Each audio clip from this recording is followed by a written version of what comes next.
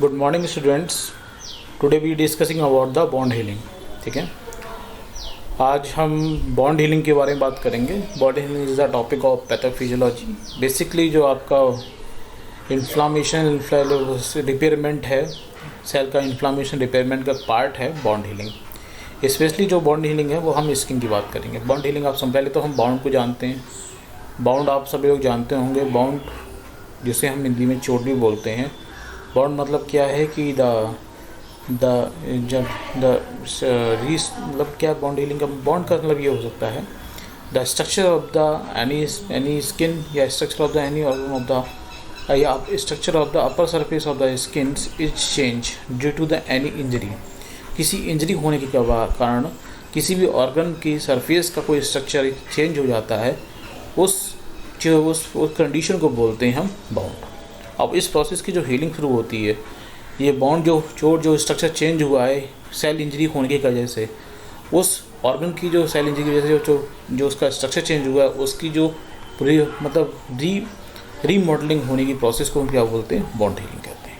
ठीक है, तो स्टार्ट करते हैं बॉन्ड हीलिंग पहले इंट्रोडक्शन से। बॉन्ड हीलिंग और bond repair is a complex process in which the skin और अनदर ऑर्गन भी हो सकता है रिपेयर इटसेल्फ आफ्टर इंजरी। ठीक है, बॉन्ड हीलिंग बॉन्ड रिपेयर क्या है कि जब इंजरी होने के बाद में वो अपने आप ही हीलिंग होना शुरू हो जाती है। इस प्रोसेस को जो हीलिंग हो रही है, जो बॉन्ड हीलिंग की प्रोसेस है, उसे क्या कहते हैं, बॉन्ड हीलिंग या बॉन्ड रिपेयरमेंट प्रोसेस बोलते हैं। Bond healing is a classical example of combination of regeneration and repayment. Bond healing एक क्लासिकल एग्जाम्पल है कि रीजनरेशन हमारी सेल्स में होता है, रिपेयरमेंट होता है। उन दोनों का कॉम्प्लेक्स या कॉम्बिनेशन को क्या कह सकते हैं, बॉन्ड हीलिंग कह सकते हैं। ठीक है, healing of skin bond involves the epithelial regeneration scar formations. जो हमारा स्किन है, स्किन जो होती है, स्किन में बॉन्ड हो गया होता है, उसकी हीलिंग में दो प्रोसेस इंपॉर्टेंट होते हैं। एपिथेलियल रीजनरेशन होते हैं, क्योंकि हमें हमारी जो स्किन होती है वो एपिथेलियल सेल्स की ये होती है, चाहे एपिडर्मिस की बात करें, डर्मिस की बात करें, दोनों में रीजनरेशन होता है। साथ में स्कार फॉर्मेशन होता है। स्कार फॉर्मेशन मतलब जो हमें स्पॉट, जो किसी इंजरी होने के बाद जो दाग आ जाता है या स्पॉट आ जाता है स्किन के ऊपर, वो जो चोट का जो दाग होता है उसको हम स्कार बोलते हैं। तो स्कार भी फॉर्मेशन हो जाता है। ठीक है, it is a highly complex but orderly process that start almost the moment of an injuries occurs. ये कॉम्प्लेक्स प्रोसेस है बट तभी स्टार्ट हो जाती है जब इंजरी होती है। जैसे इंजरी होगी वैसे ही ये प्रोसेस स्टार्ट हो जाती है, मतलब बॉन्ड हीलिंग की प्रोसेस स्टार्ट हो जाती है। In normal skin the epidermis outermost layer and dermis inner and deeper layer exist in steady stem equilibrium forming a protective barrier against the external environment. और normal condition की बात करें तो epidermis होती है जो आउटर मोस्ट लेयर है, dermis है जो इनर और डीपर लेयर है, वो आपकी एक स्टेडी स्टेट ऑफ इक्विलिब्रियम में होती है। और स्टेडी स्टेट ऑफ इक्विलिब्रियम की वजह से क्या होती है, जो प्रोटेक्टिव बैरियर काम करती है कि बाहर का कोई भी फॉरेन मटेरियल होता है वो हमारे अंदर बॉडी के नहीं पहुंच सकता। ऐसे प्रोटेक्टिव बैरियर काम करता है अगेंस्ट द एक्सटर्नल इन्वायरमेंट। ठीक है, और जब यहाँ पर डिस्टर्बेंस हो जाता है तब क्या होता है, दिक्कत क्या होती है, फॉरेन पार्टिकल हमारे बॉडी में पहुँच सकता है जो इन्फ्लामेशन से लेकर बहुत सारी कंडीशन प्रोड्यूस कर सकता है। Once the protective barrier is broken the normal physiological process of bond healing is immediately set off motions.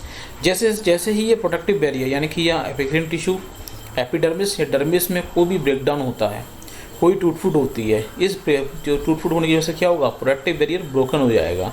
और ब्रोकन होने की वजह से होते ही क्या होगा कि नॉर्मल जो हमारी बॉडी की प्रोसेस है बॉन्ड हीलिंग की तुरंत ही वहाँ से स्टार्ट हो जाती है। उसे हील करना शुरू कर देता है, इस बैरियर को बंद करने का कोशिश करता है जो बैरियर था, यानी किसका बैरियर, एपिडर्मिस और डर्मिस लेयर का। ठीक है, अब हम बात करते हैं कि बॉन्ड हीलिंग किस तरीके से होती है, यानी कि बॉन्ड हीलिंग की process. Basic principle of bond healing क्या क्या होते हैं। The classical model of bond healing is divide into 3 phase में हम बॉन्ड हीलिंग को डिवाइड करते हैं। पहला इन्फ्लामेटरी फेज होता है, दूसरा पॉलीफ्रेशन होता है, तीसरा मैचुरेशन और रीमॉडलिंग होती है। The are the 3 phase of bond healing. First is the inflammatory phase, second in the proliferation and third is the maturation and remodelling. Start करते हैं हम। इन्फ्लामेटरी फेज से। इन्फ्लामेटरी फेज में क्या होता है? It is the body nature process to injury after initial bonding the blood vessels in the bond bed contract and clot is form. ठीक है, जैसे बॉडी का नॉर्मली रिस्पॉन्स है, नेचुरल रिस्पॉन्स है इंजरी के लिए। जैसे ही हमारी बॉडी में कोई इनिशियली बॉन्डिंग होगी, यानी कोई चोट लगेगी, तो उसमें जो ब्लड वेसल्स होंगी वहाँ पर क्या होंगी? कॉन्ट्रैक्ट हो जाती हैं, जिससे ब्लड का लॉस कम होने लगता है, साथ में ही क्लॉट का फॉर्मेशन हो जाता है। ठीक है, once hemostasis has been achieved, जैसे जैसे होमोस्टेसिस अचीव हो जाता है, ब्लड का फॉर्मेशन, ब्लड का क्लॉट, ये सब चीज़ें अचीव कर ली जाती हैं, उसके बाद में क्या होता है? Blood vessels then dilate to allow the essential cells, antibodies, white blood cells, growth factors, enzymes, nutrients to reach the bond area. अब जैसे होमोस्टेसिस रीच हो जाएगा, यानी कि ब्लड का लॉस कम हो रहा है, ब्लड का लॉस के साथ साथ, तो होमोस्टेसिस अचीव होने के बाद में ब्लड वेसल्स हैं वो डायलेट हो जाती हैं, जिससे इसेंशियल जो सेल हमारी वहाँ पहुँचनी होती हैं, इसेंशियल सेल्स कौन कौन सी? एंटीबॉडीज़ हैं, वाइट ब्लड वेसल्स हैं, WBC हैं, ग्रोथ फैक्टर हैं, एंजाइम्स हैं, न्यूट्रिएंट्स हैं, उस बॉन्ड एरिया में पहुँच जाते हैं। उसके बाद क्या होगा? This lead to rise in exudate level so that surrounding skin need to monitored for sign of macerations. अब इसकी वजह से क्या हुआ? वहाँ पर जो यहाँ पर बॉन्डिंग हुई है, जिसके वहाँ पर आसपास एक्सीड्यूट हायर इनकी राइज इन एक्सीड्यूट लेवल। एक्सीड्यूट का मतलब है जो हम कह सकते हैं जो आपकी वाइट ब्लड सेल्स हैं, WBC हैं, वो सब ज़्यादा पर जिसे पस फॉर्मेशन कह सकते हैं। तो जो पस का फॉर्मेशन होता है वो सराउंडिंग इसमें जहाँ पे बॉन्डिंग हुई है वहाँ पर ज़्यादा हो जाता है। और उसमें पस में क्या होते हैं? Higher amount of leucocytes, WBC होते हैं, मैक्रोफेज सेल्स भी कुछ होती हैं, तो वो क्या करती हैं? वहाँ पर मॉनिटर करती हैं फॉर साइन ऑफ मैसेरेशन का मतलब है कि वहाँ पर जो जितनी भी होस्ट सेल्स हैं या डाइवर्ट सेल्स हैं या फिर जो हमारी इन्फेक्टेड सेल्स हैं या कोई बैक्टीरिया वायरस है, उन सबको वो साइन करती हैं, पहचानती हैं, और साथ में मैसेरेशन मतलब उनको अलग करना शुरू कर देते हैं। मैसेरेशन मतलब क्या? और सेपरेशन मतलब अलग करना शुरू कर देते हैं। साइन ऑफ मैसेरेशन को रिप्रेजेंट करते हैं। It is at this stage that the characteristic sign of inflammation can be seen। अब इसी स्टेज में क्या होते हैं? इन्फ्लामेशन के जो हमारे साइंस हैं वो ऑब्जर्व होने लगते हैं, जैसे एरिथीमिया, हीट, ऑडिमा, पेन, फंक्शनल डिस्टर्बेंस। ये सब हम पहले बता चुके हैं।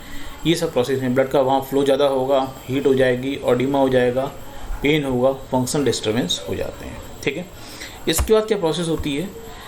इसके बाद होगा predominant cell at the work here phagocytic cells. जो प्रीडोमिनेंट सेल्स हो गई वो आपके फेगोसाइटिक जैसा वर्क करती है। जैसे मैक्रोफेज की बात कही थी मैंने, WBC की बात कही थी, तो जो वर्क करेगी उसमें न्यूट्रोफिल्स और मैक्रोफेज ज़्यादा होती हैं। ठीक है, तो predominant cell at the work here the phagocytic cells, neutrophils, macrophage mounting a host response and autolysing any devitalise या नेक्रोटिक या स्लॉगी टिश्यू।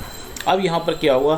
जो न्यूट्रोफिल्स और मैक्रोफेज सेल्स हैं वो क्या करेंगे? जो होस्ट रिस्पॉन्स है, होस्ट की वजह से जो वहाँ पर गड़बड़ी हुई है, माउंटिंग ए होस्ट रिस्पॉन्स मतलब क्या? जो टिश्यू डैमेज हुए हैं उन टिश्यू को अटलाइज करेंगे या खुद ही नष्ट वो टिश्यू अपने आप में नष्ट होना शुरू हो जाते हैं, या जो नेक्रोटिक टिश्यू हैं जो नष्ट हो चुके खुद ही नष्ट हो गए होंगे। कुछ नेक्रोटिक टिश्यू होंगे, नेक्रोसिस हमने प्रोसेस पढ़ी थी। नेक्रोसिस की वजह से जो टिश्यू डैमेज होते हैं, टिश्यू ख़राब हो जाते हैं, जो सेल ख़राब हो जाती हैं, उनको भी वो वहाँ से निकालना शुरू कर देती है या डैमेज करना शुरू कर देते हैं। कौन? Neutrophils and macrophage mounting host response and autolysing करेंगे किसको? Any necrotic tissue. ऑटोलाइजिंग समझ गए होंगे, खुद ही उसको नष्ट करना। ऑटोलाइजिंग बॉडी खुद ही अपनी सेल को नष्ट कर रही है, ऑटोलाइजिंग नेक्रोटिक टिश्यू। फिर लास्ट में नंबर सेकंड प्रोसेस होती है पॉलीफ्रेशंस मतलब बताया था मैंने आपको पहले भी, डिवाइडेशंस या increase the number of cells या किसी चीज़ का बढ़ना। The bond is revolt with a new granulation tissue and which is comprised of collagen and extracellular matrix, and into a new network of blood vessels develop a process known as angiogenesis। ये पहले हम बात कर चुके हैं। अब क्या होगा, बॉन्ड जब फुल रिवोल्ड हो रहा होगा, मतलब जो बॉन्ड स्पेस है उसको रिवोल्ड करना है, फिल करने के लिए क्या होगा, जनरेशन न्यू ग्रेनुलेशन टिश्यू होंगे, यानी कनेक्टिव टिश्यू होंगे, वो आपके डेवलप होने लगेंगे। और साथ में विच इज कंप्राइज, जो कि कॉम्प्लेक्स के बने किसके होते हैं, कोलेजन और एक्स्ट्रासेलुलर मैट्रिक्स के बने होते हैं, हम पहले ही पढ़ चुके हैं। तो कोलेजन और एक्स्ट्रासेलुलर मैट्रिक्स के बने होते हैं, उन न्यू कनेक्टिव टिश्यू का बनना शुरू हो जाता है। And into which a new network of blood vessel develop, और साथ में क्या होती है, नई ब्लड वेसल्स होती हैं, वो भी डेवलप होना शुरू हो जाती हैं। और इस जो new type of blood vessel जो डेवलप हो रही हैं, उस प्रोसेस को क्या कहते हैं, एंजियोजेनेसिस कहते हैं। ये हम पहले बता चुके हैं आपको। फिर क्या हो, development of healthy connective tissue, जो हेल्दी कनेक्टिव टिश्यू डेवलप हो रहे होते हैं, यानी कॉन्ट्रैक्शन ऑफ बॉन्ड एज, जो बॉन्ड एज है वो क्या हो, कॉन्ट्रैक्ट होगा, यानी कि जो बॉन्ड खुला हुआ है, चोट खुली हुई है, वो क्या हो ना, बंद होना शुरू हो जाएगी। वो बंद कैसे होती है, जब development of healthy connective tissue जब डेवलप होना शुरू होते हैं। ये किस पर डिपेंड करता है, depend upon the fibroblast sales होती हैं। फाइब्रोब्लास्ट जो आपके सेल्स होती हैं हायर क्वांटिटी में होते हैं, कनेक्टिव टिश्यू में पढ़ाया था हमने आपको। Fibroblast receiving sufficient level of oxygen and nutrient supply by the blood vessels. अब जो फाइब्रोब्लास्ट सेल्स को लिए सफिशिएंट अमाउंट में ऑक्सीजन न्यूट्रिएंट सप्लाई मिलेंगे तो क्या होंगे, जो bond development of healthy connective tissue होने, हेल्दी कनेक्टिव टिश्यू डेवलप होने लगते हैं, जिससे कॉन्ट्रैक्शन ऑफ बॉन्ड जो होता है, बॉन्ड जो चोट खुली हुई है वो चोट क्लोज होना शुरू हो जाती है, बॉन्ड क्लोज होना शुरू हो जाता है। Healthy granulation tissue is granular or uneven in texture. It does not bleed easily and is pink and red color.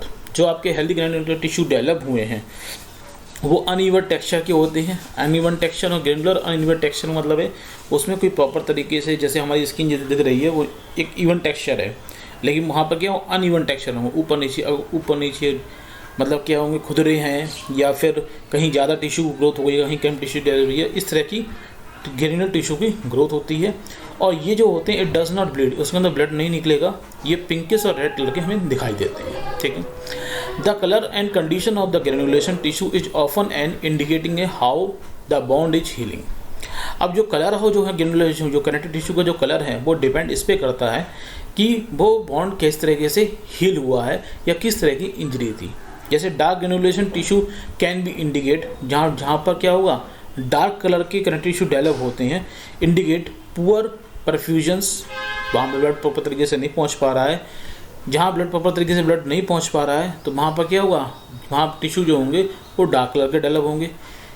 या फिर इस्कीमिया या इन्फेक्शन हो चुका है, यहाँ पे इस्कीमिया मैंने पहले बताया, जहाँ ब्लड प्रॉपर तरीके से, पुअर परफ्यूजन का मतलब न्यूट्रिएंट नहीं पहुँच पा रहा होगा, ब्लड नहीं पहुँच रहा। इस्कीमिया का मतलब ब्लड प्रॉपर तरीके से नहीं पहुँच पा रहा है।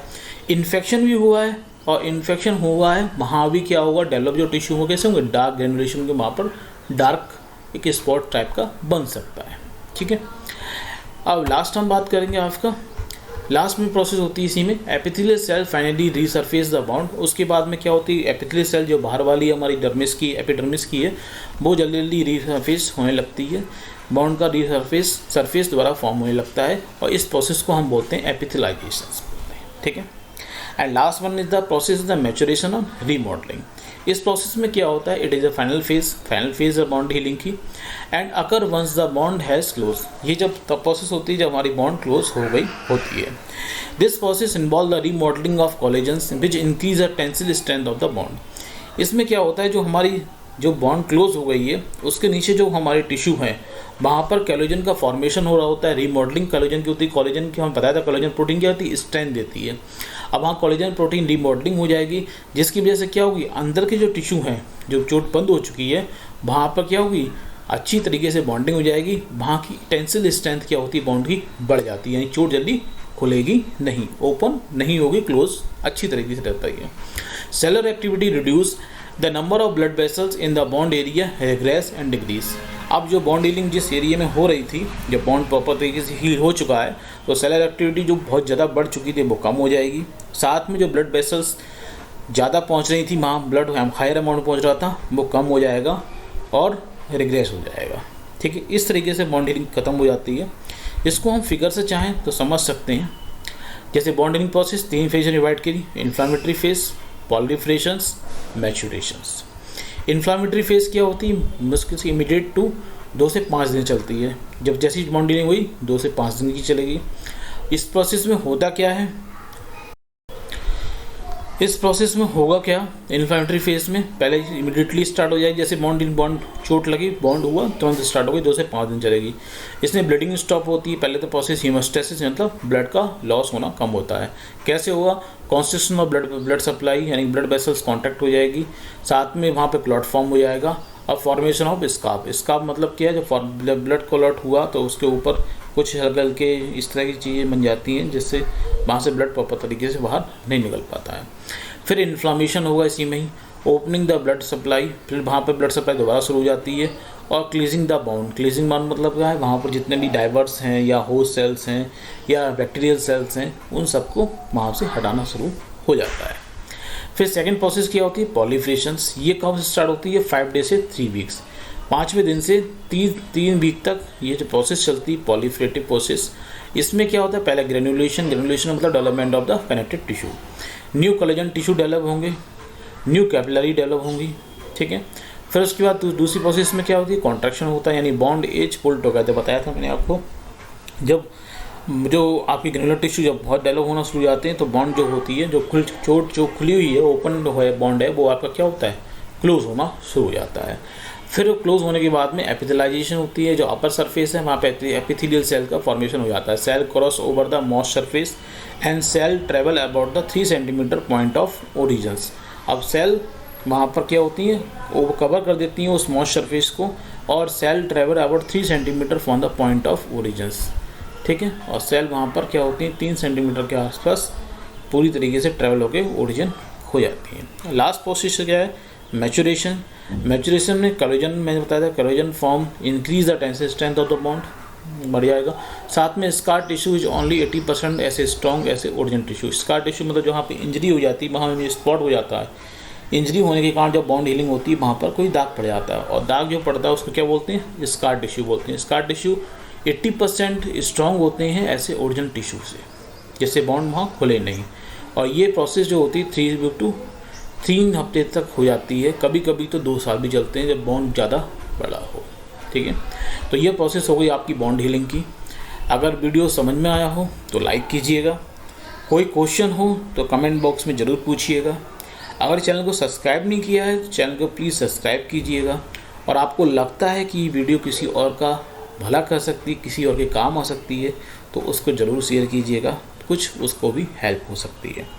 नेक्स्ट वीडियो मिलेंगे, तब तक के लिए थैंक यू।